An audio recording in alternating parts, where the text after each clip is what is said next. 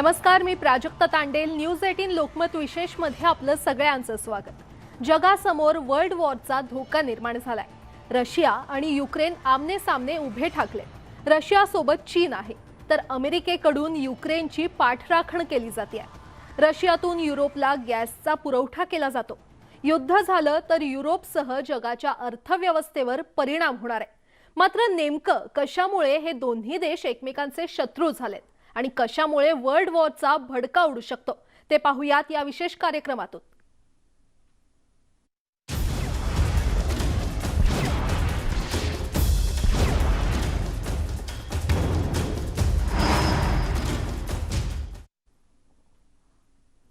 Russia आणि युक्रेनमधील युद्ध टळलं नसल्याचं स्पष्ट झालंय. इतकंच नव्हे तर युक्रेनमध्ये घडलेल्या दोन घटनांमुळे युद्धाचं सावट अधिक गडद झालंय. रशियाच्या हल्ल्याचा हा पहिला टप्पा मानला जातोय. रशियाचे अध्यक्ष व्लादिमीर पुतीन यांनी फॉल्स फ्लॅग ऑपरेशनचा भयानक कट टाकलेला आहे. पाहुयात दोन्ही देश युद्धाच्या कितपत निकट आलेत हे दाखवून देणारा हा खास रिपोर्ट.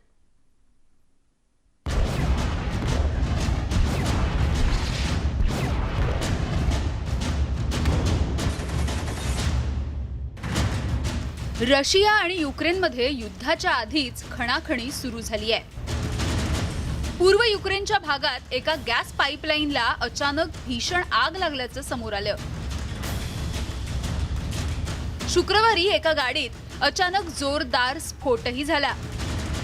ही घटना पूर्व युक्रेनच्या डोनेटस्क शहरामध्ये घडली.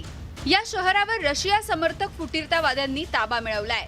स्फोटात चक्काचूर झालेली गाडी या भागातील सुरक्षा प्रमुख डेनिस सिनेकोव यांची असल्याचं समोर आलंय. स्फोटात अधिकारी डेनिस सिनेकोव हे जखमी झाले नाहीत, मात्र युद्धाला तोंड फुटत असल्याचंच यामधून स्पष्ट होतंय. उल्लेखनीय म्हणजे हा स्फोट होण्याच्या 2 तास अगोदर स्फुटीरतावाद्यांनी त्यांच्या मोहिमेची घोषणाही केली होती. महिला, मुलं आणि वृद्धांना या भागातून सुरक्षित बाहेर काढण्यासाठी योजना आखत असल्याचं फुटीरतावाद्यांकडून जाहीर करण्यात आलं होतं. रक्तपात टाळण्यासाठी नागरिकांनी रशियाला स्थलांतरित होण्याचा सल्लाही या फुटीरतावादी नेत्यांनी दिला होता. युक्रेन सरकार हल्ल्याची योजना आखत असल्याचा आरोपही त्यांनी केला, मात्र युक्रेन सरकारने हे आरोप फेटाळून लावले. दरम्यान पूर्व युक्रेनच्या भागात रशियाच्या चिथावणीखोर कारवाईची निंदा करण्याचं आवाहन युक्रेन सरकारनं आंतरराष्ट्रीय समुदायाला केलंय.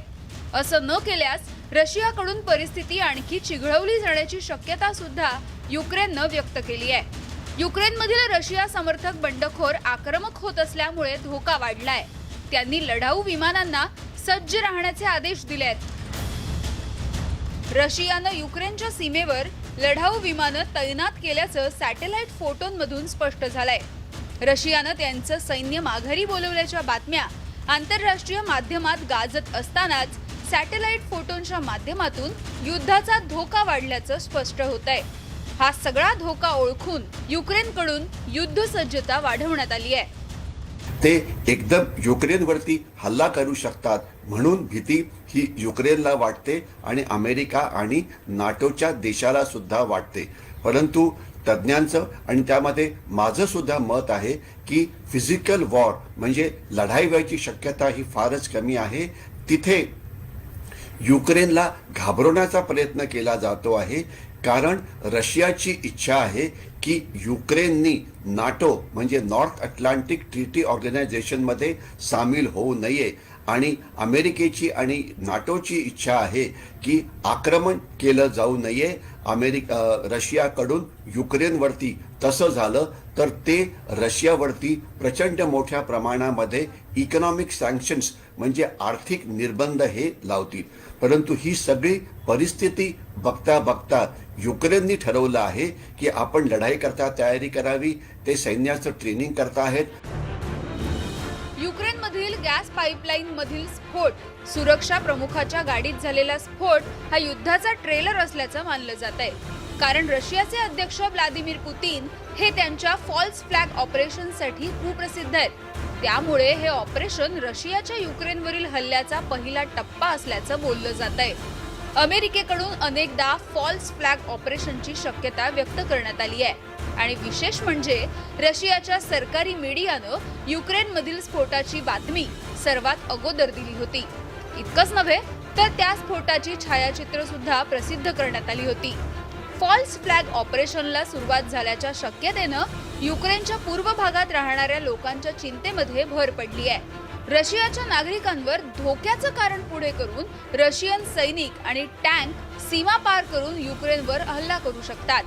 फॉल्स फ्लॅग ऑपरेशनमध्ये स्वतः आक्रमण करून त्याचा दोष इतरांवरती ढकलला जातो आणि त्याच दृष्टीनं सध्या रशियाची पावलं पडताना दिसतायत. रशिया फॉल्स फ्लॅग हल्ल्याची तयारी करत असावा अशी अमेरिकेची शंका आहे.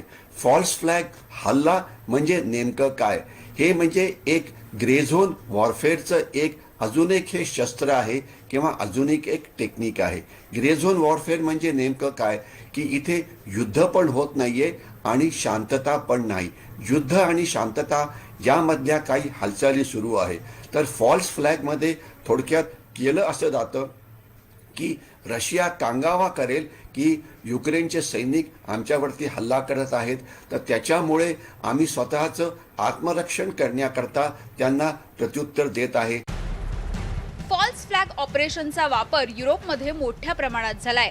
ही एक वेगळ्या प्रकारची सैन्याची कारवाई असते. यामध्ये सैन्य कारवाई करून त्यासाठी प्रतिस्पर्ध्याला दोषी ठरवलं जातं. जगभरात अशी अनेक उदाहरणं बघायला मिळतात. 1939 मध्ये पोलंडवर जर्मनीनं हल्ला केला होता. जर्मनीच्या 7 सैनिकांनी पोलंडचे सैनिक असल्याचा बनाव केला. त्यानंतर त्यांनी जर्मनीतल्या ग्लिविट्स रेडिओ टॉवरवरती हल्ला केला. या स्टेशनवर आता पोलंडचा ताबा असल्याचा दावा सुद्धा करण्यात आला. इतकंच नव्हे तर तिथल्या एका सामान्य नागरिकाच्या शवाला पोलंडच्या सैनिकाचा गणवेशही घालण्यात आला होता. त्याच्या दुसऱ्याच दिवशी ग्लिविट्स हल्ल्याचा उल्लेख करून देशभक्तीपर भाषण केलं. असाच प्रकार यावर्षी रशिया आणि फिनलँडमध्ये सुद्धा घडला. रशियानेच कुरापत करून फिनलँडवर गोळीबार करून युद्ध सुरू केलं आणि विशेष म्हणजे रशियानं 1994 मध्ये त्याची कबुली दिली होती.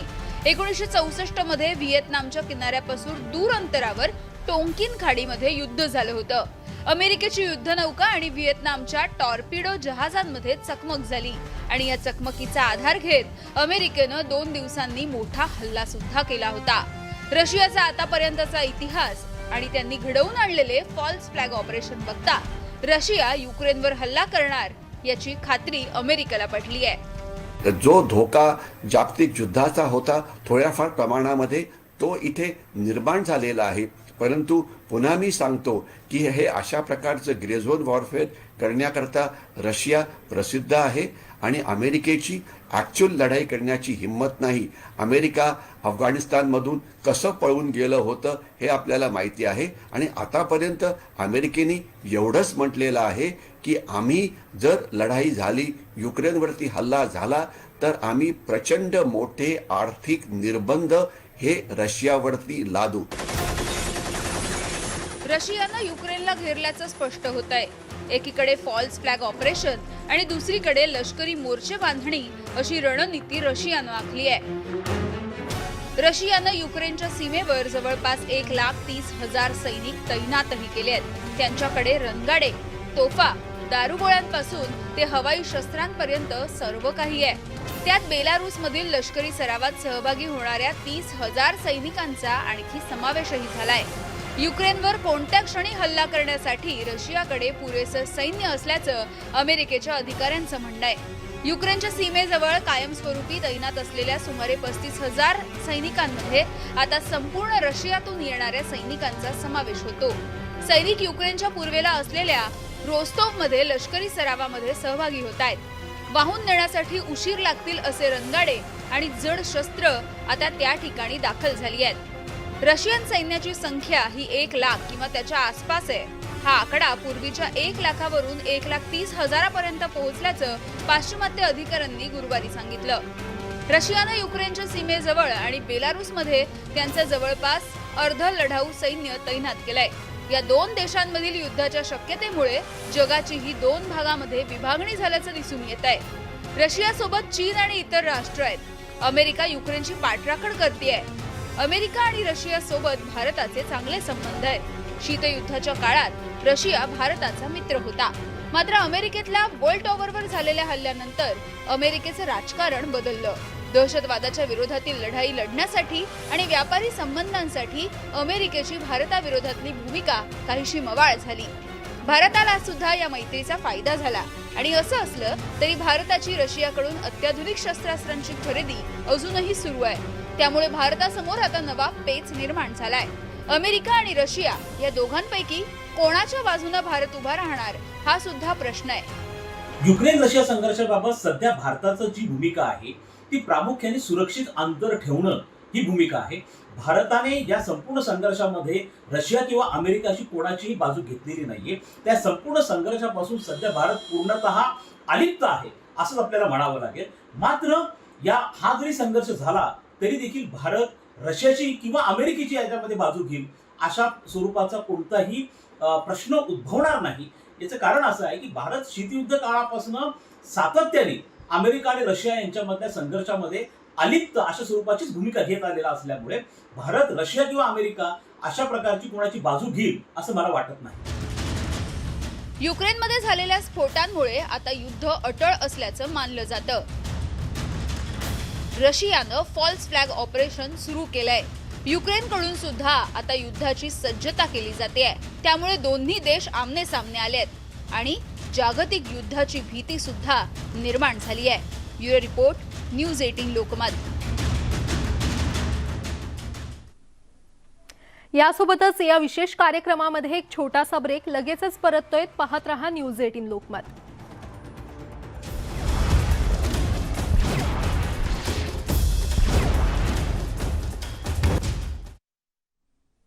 ब्रेक नंतर आपलं पुन्हा एकदा स्वागत. जगातल्या दोन महासत्ता पुन्हा आमने सामने आलेल्या आहेत. रशिया युक्रेनवर हल्ला करेल याची अमेरिकेला खात्री वाटते. रशिया युक्रेनची राजधानी कीव्हवर हल्ला करून 28 लाख निष्पापांचा बळी घेईल अशी भीती रशियाला सतावते. तर या दोन्ही देशांमुळे जागतिक युद्धाची भीती आता जगाला सतावू लागली आहे.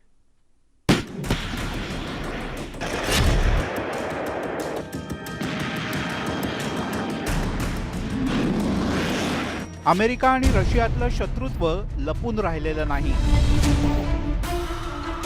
अमेरिकेकडून युक्रेनची पाठराखण सुरूच आहे.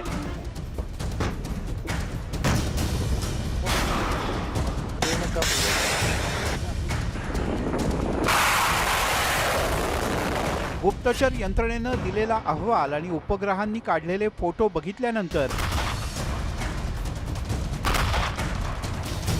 पुतीन यांनी हल्ला करायचा असं ठरवलंय आणि त्यासाठीची त्यांची तयारी पूर्ण झाली आहे असं बायडन म्हणाले.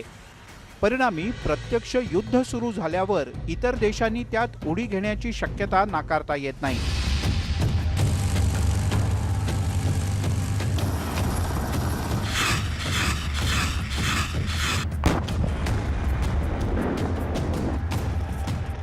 सध्या सुद्धा जे ग्रे झोन वॉरफेअर चाललं आहे ते जागतिकच आहे. एका बाजूला आहे रशिया आणि चायना आणि दुसऱ्या बाजूला आहे अमेरिका आणि नॉर्थ अटलांटिक ट्रीटी ऑर्गनायझेशनची इतर राष्ट्र. तर त्याच्यामुळे जागतिक स्वरूप तर हे पहिलंच आलेलं आहे. तर अजून जर खरोखरची लढाई झाली तर दोन्ही देशांची सैन्यही एकमेकासमोर येऊ शकतात. तर म्हणून जो धोका जागतिक युद्धाचा होता थोड्याफार प्रमाणामध्ये तो इथे निर्माण झालेला आहे.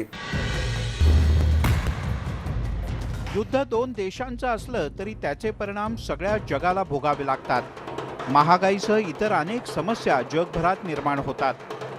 आज युरोपला आणि इतर अनेक देशांना 40% एनर्जी, गॅस आणि तेल हे रशियाकडून पोहोचवलं जातं आणि येणाऱ्या काळामध्ये रशिया त्यांना अजून जास्त गॅस आणि तेल देणार आहे. तर त्याच्यामुळे रशिया आणि युरोपमध्ये जे आर्थिक संबंध निर्माण होणार होते ते आता थांबण्यामध्ये नक्कीच मदत मिळेल. कारण जोपर्यंत रशिया आणि युक्रेनमधली भानगड संपत नाही तोपर्यंत युरोपियन देश कुठलंही मोठं पाऊल उचलून रशियाशी एनर्जी कराराकरता जे करार आहेत ते करणार नाही.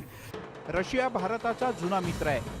या परिस्थितीत भारत रशियाची साथ देईल की अमेरिकेची बाजू घेईल याकडे जगाचं लक्ष लागलंय. अमेरिका आणि रशिया यांच्यामधल्या संघर्षामध्ये निश्चितपणे त्याचे नकारात्मक पडसाद जे आहेत ते भारतावरती होत आहेत. यामध्ये भारताची फरफट होती आहे हे नक्कीच आहे. कारण हा जर संघर्ष झाला आणि याचं युद्धामध्ये रूपांतर झालं तर निश्चितपणे भारताला त्याची आर्थिक आणि व्यापारी किंमत ही देखील चुकवावी लागणार आहे. सध्या रशियाकडनं भारत मोठ्या प्रमाणावरती शस्त्रास्त्र ही आयात करतो आहे. परंतु जर हे युद्ध झालं तर अमेरिका भारतावरती दबाव टाकेल की रशियाच्या विरुद्ध आर्थिक निर्बंध टाका. त्यामुळे भारताला रशिया आणि अमेरिका यांच्यामध्ये समतोल साधताना खूप त्रास होणार आहे. कारण सध्याच्या घडीला अमेरिका आणि रशिया हे दोघेही भारताचे मित्र आहेत. परंतु हा संघर्ष झाल्यानंतर मात्र भारताला मोठी कसरत या दोन देशांमध्ये समतोल साधताना करावी लागणार आहे. रशिया आणि युक्रेनमधल्या युद्धाचा भारतावर सुद्धा परिणाम होणार आहे. भारतातले अनेक विद्यार्थी युक्रेनमध्ये शिक्षण घेत आहेत. युद्ध सुरू झालं तर त्यांच्या जीविताला धोका निर्माण होऊ शकतो. त्यामुळे या विद्यार्थ्यांना त्वरित भारतात आणण्याची गरज निर्माण झाली आहे. रशिया आणि युक्रेन यांच्यामधला संघर्ष हा वाढतो आहे.